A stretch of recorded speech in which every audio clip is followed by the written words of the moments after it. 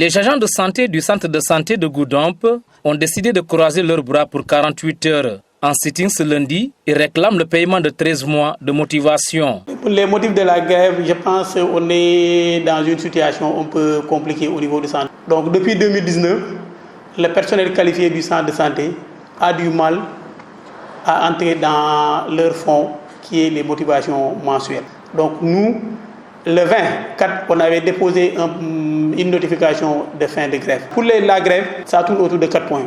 C'est le paiement intégral des arriérés des motivations des 13 mois, le paiement régulier des motivations du personnel au plus tard le 5 du mois, que ce soit le personnel communautaire que étatique, le 5 du mois, que les gens régularisent les motivations et le paiement des acteurs communautaires, le 5 de chaque mois. Donc ça aussi, jusqu'à présent, ce n'est pas effectif. Le personnel communautaire n'a pas perçu la motivation du mois de mars, fin mars, et le personnel étatique aussi n'a pas reçu cette motivation. Et aujourd'hui, on est presque à la fin du mois d'avril. Donc le troisième point, c'est la participation des partenaires sociaux. C'est ça qu'on demande. On demande à ce que si on va faire des bilans au niveau du centre, de la situation financière de chaque mois, qu'on implique les partenaires sociaux au niveau de certains comptes. Quatrième point, c'est le versement journalier des recettes dans le compte du centre de santé. Donc ce qu'on voit, on voit qu'au niveau du centre de santé, les recettes qui sont générées, si le trésorier vient récupérer l'argent, que l'argent soit versé journalièrement au niveau du compte du centre de santé. Mais la remarque est que le trésorier vient récupérer l'argent, mais l'argent n'est jamais versé au niveau du compte. Je pense que c'est les 4 points auxquels on a tenu à aller en grève. Regroupés autour d'un collectif, ces agents menacent de durcir leur mouvement de grève si leurs revendications restent sans suite. On n'a fait que seulement sitting aujourd'hui. Demain, c'est grève totale avec respect des urgences. Donc le mercredi, on va évaluer la situation. Donc s'il n'y a pas de consensus entre le comité et le collectif des travailleurs, donc la grève, on ne va pas arrêter cette grève. Donc ça sera continué. Tant qu'il n'y aura pas de satisfaction. Parce que je ne pouvais pas comprendre, les fils de Goudomp veulent tenir en otage ce centre de santé. Parce que le régime qui était passé, l'ancien CDS qui était là, c'était la même situation. Donc les gens travaillent de l'argent, mais on ne sait pas où est-ce que l'argent passe. Interpellé sur la question, le secrétaire exécutif du dit établissement sanitaire reconnaît les faits. Toutefois, il appelle ses agents à prendre leur mal en patience. Ils ont parfaitement raison. Il y a des arriérés quand même.